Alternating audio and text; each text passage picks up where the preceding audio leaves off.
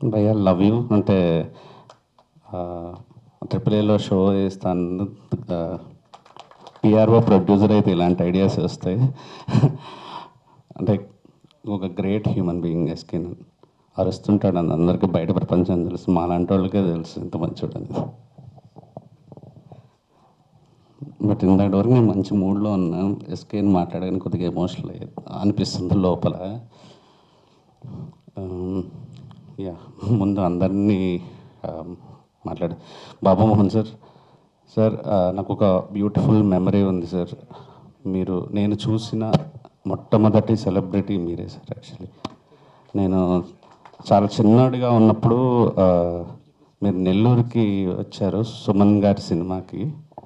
Madras bus stand ఆపోజిట్లో ఒక hotel ఉంది, ఆ హోటల్లో మీరు ఉన్నారు. మేమందరం ఒక దాదాపు 100-200 మంది ఆ హోటల్ బయట నిల్చొని బాబు మోహన్ గారు ఇక్కడ ఉన్నారంటే మేము ఒక 4-5 అవర్స్ అలా నిల్చున్నాం. మీరు వచ్చి విండో తీసి సెకండ్ ఇలా చెయ్యి ఊపేసి వెళ్ళిపోయారు లోపలికి. ఇంకా బాగా గుర్తుంది నేను చూసింది మిమ్మల్ని.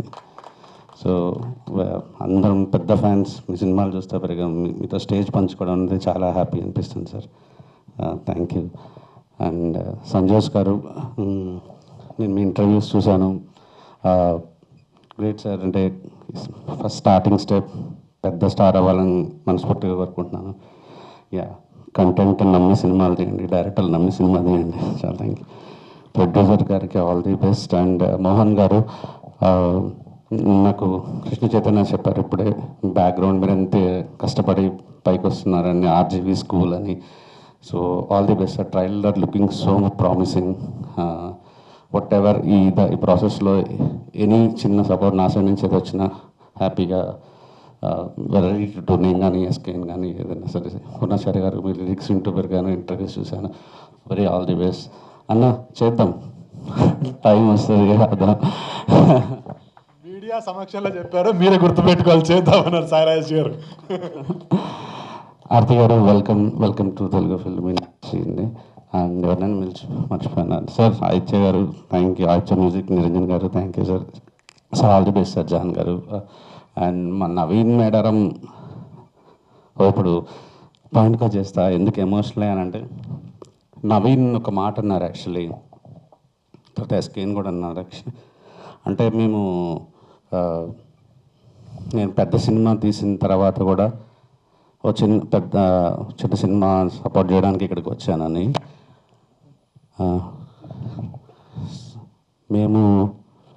నేను సంపు నేను ఇక్కడ చూడడానికి ఇదే ప్రసాద్ ల్యాబ్లో ఇక్కడికే ఒక షార్ట్ ఫిల్మ్ చూడడానికి వచ్చాను.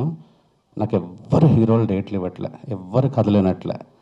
నా బతుకు అయిపోయింది అనుకున్నా. ఇంకా అప్పుడు ఏదో ఒక యారుకు యారు అని ఒక తమిళ సినిమా చూసి ఒక పిచ్చి సినిమా ఒకటి తీసి జనాలకి ఒక పిచ్చి ఒక హీరోగాడిని క్రియేట్ చేసి దాని మీద కామెడీ తయారు చేద్దామని చాలామంది కొత్తగా అప్పుడే ఎదుగుతున్న ఆర్టిస్టులకు అందరికీ చెప్పా, ఇలా ఉంటుంది, నువ్వు ఒక ఎన్ఆర్ఐ అని చెప్తా జనాలకి, నీ దగ్గర చాలా డబ్బులు ఉన్నాయని చెప్తా, అలా పిచ్చి పిచ్చిగా నువ్వు ఇంటర్వ్యూల్లో మాట్లాడాలి, యారగెంట్గా మాట్లాడాలి, ఆ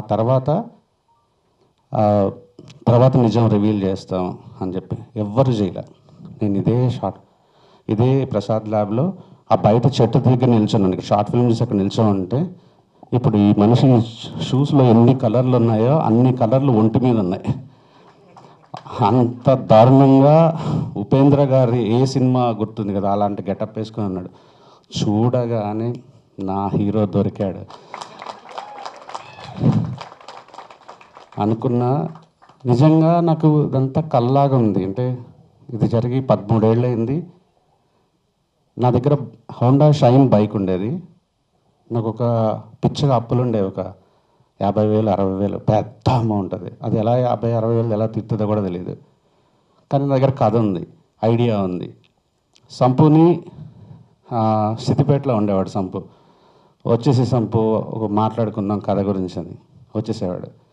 నేను ఇక్కడంతా ఇందిరా పార్క్లోనో ప్రసాద్ ల్యాబ్ గడ్డిలోనో ఎక్కడైనా కూర్చొని కథ డిస్కస్ చేసి సాయంత్రం 5 గంటలకు మళ్ళీ నేనే సికింద్రాబాద్ ఎంజీబీఎస్ దగ్గర డ్రాప్ చేసి ఫస్ట్ రోజు అడిగా, ఉన్నాయని ఇక్కడ రిటర్న్ వెళ్ళడానికంటే లేవన్నా అన్నాడు. మన దగ్గర ఉన్న ఒక 500లో ఒక 200 తీసి మనోడికి ఇచ్చేవాడిని. సో మనోడిని పిలిపించాలంటే నాకు చాలా ఎక్స్పెన్సివ్, కానీ మాట్లాడుకోవాలి, మీ ఇద్దరం మాట్లాడుకుని డిస్కస్ చేయాలంటే నా దగ్గర ఒక ఉంటే రిటర్న్ ఇవ్వడానికి ఒక 500 1000 ఉంటే ఇచ్చేవాడిని. ఒకసారి నేను ఏదో పనిలో ఫోన్ లిఫ్ట్ చేయలేకపోతే నేను మర్చిపోయాను, ఏదో పనిలో పడిపోయా. కృష్ణానగర్లో మడత మంచాల దగ్గర రెంట్ తీసుకొని 150 రూపాయలు 200 రూపాయలు అంతా తీసుకొని రోజు అక్కడే ఉన్నాడు. పొద్దున్నే ఫోన్ చేసి ఏమైందని అన్న నేను వచ్చేస్తున్నా అన్నాడు. నాకు ఎంత గిల్ట్ వేసిందంటే, అసలు నేను చెడిపోవడం కాకుండా నేను ఇంకొకరిని చెడగొడుతున్నానా, సినిమా తీయగలనా నేను డబ్బులు లేకుండా అని ఎలా నుంచి ఎట్లా వెళ్ళి ఎలా సినిమా తీసేసాం, హీరో అయిపోయాడు, నేను డైరెక్టర్ అయిపోయాను. తర్వాత హృదయకాలయం సూపర్ హిట్ అయిన తర్వాత నాకెవరు తిరిగి డబ్బులు కట్టలేదు, కానీ అతనికి రెమ్యూనరేషన్లు ఇచ్చారు, లక్షల్లో ఇచ్చారు. నేను సింగిల్ బెడ్రూమ్ ఫ్లాట్లో ఉండేవాడిని, సంపు 3 అంతస్తులు ఇల్లు 4 అంతస్తులు ఇల్లు సిద్దిపేటలో కట్టేశాడు. నాకు ఎలా ఉంటుంది అక్కడికి వెళ్ళింది, మీరే లైఫ్ ఇచ్చారంటే నాకే లైఫ్ లేదు, నేను మీకు లైఫ్ ఇచ్చేది ఏంటి? 4 అంతస్తులు కట్టాడు. నేను నాకు కష్టపడి క్రెడిట్ కార్డు స్వైప్ చేసి నానో కార్ వస్తే 25,000 స్వైప్ చేసి మిగతా అంతా లోన్ పెట్టి నానో కొనుక్కున్నా. మనోడు ఫోర్డ్ EcoSport కొనుక్కున్నాడు. సో 2 ఏళ్ళు చూశాడు, 3 ఏళ్ళు చూశాడు, కొబ్బరి మంట తీస్తున్నా 3 ఏళ్ళు అయిపోతుంది, 3 సంవత్సరం చూసిన తర్వాత మనోడికి అర్థమైపోయింది ఇటు ఫైనాన్షియల్గా చితికిపోయినాడు అని. సో నాకు ఫస్ట్ సినిమా తీసిన డైరెక్టర్, నేను EcoSportలో తిరుగుతుంటే తన నానోలో తిరగకూడదని ఇక్కడ ఇందిరా పార్క్ దగ్గర ఒక ప్రైవేట్ ఫైనాన్స్ దగ్గర ఉంటే అక్కడికి వెళ్ళి ఒక 6 లక్షల రూపాయలు డౌన్ పేమెంట్ కట్టేసి ఏదో సినిమా ఓకే చేసి నాకు హోండా కార్ కొనిచ్చాడు. 2018లో వాళ్ళ వైఫ్ అన్నారని, అన్నకి ఇల్లు లేదు, ఇక్కడ ఉంటున్నాడు సింగిల్ బెడ్రూమ్లో రెంట్లో అంటే నాకు చెప్తే కొన్నాక ఇల్లు కొనిచ్చే స్తోమత లేదు. కానీ మణికొండలో ఎక్కడ ఒక ఇల్లు మంచి ఇల్లు ఉందంటే, మా పక్కింటి వాళ్ళు కూడా కొనుక్కున్నారంటే వెళ్ళిపోయి నాకు చెప్పని కూడా చెప్పలేదు, అపార్ట్మెంట్ బిల్డర్కి వెళ్ళి ఒక 12 లక్షల రూపాయలు కట్టేశాడు. కట్టి ఇంకొక 13 నువ్వు కట్టాలి, నువ్వు ఏం చేసుకుంటావు చేసుకో, లేకపోతే నాకు 12 పోద్ది అన్నాడు. ఆడు తిరిగేవాడు. నాకు ఎంత కోపం వచ్చిందంటే, నాకు అసలు సినిమా ముగించడానికి దగ్గర డబ్బులు లేవు, నేను ఇప్పుడు 13 ఎలా తీసుకోవాలని. కానీ అప్పుడు కొనుక్కున్నాను, ఇప్పుడు అది ఎన్నో రెట్లు పెరిగిపోయింది ఆ ఇల్లు. నేను కొనుక్కున్న ఆ రోజు కొనుక్కున్న ఇల్లు. ఎక్కడ ఎవరు పెద్దోడు ఎవడు చిన్నోడు అసలు ఏం ఉండదు. నాకు బేబీ వచ్చి నేను లేచాను, తను కొద్దిగా తగ్గినట్టు ఉంటుంది, రేపు నేను పడతాను నాకు సంపు ఉన్నాడు అంతే. ఇది లైక్ ఇది అంతే. సినిమా చేసే మ్యాజిక్ ఇది. అందరి జీవితాలు అలా పైకి తీసుకెళ్తే కింద పడుతుంటుంది అంతే.